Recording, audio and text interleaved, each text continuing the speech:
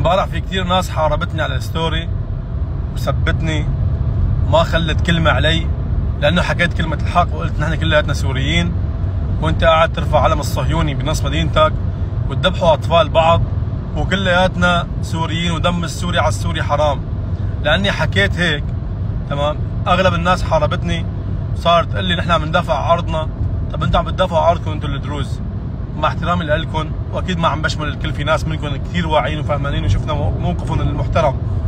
طب انت اليوم عم تذبح اطفال بالريف عند الضيع، عم تذبح اطفال وتقتل الناس، ناس ما لها دخل باي شيء.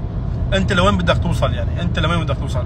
يعني بعد ما خلصنا من وباء بشار الكلب قتل منا 2 مليون شخص بالحبوس ورحل منا اكثر من 10 مليون برا البلد، انت لوين بدك توصل حاليا؟ انت بدك توصل لتخرب البلد وتوديها وتخلي الصهيوني يربح الحرب وتوديها لمحل كثير بعيد.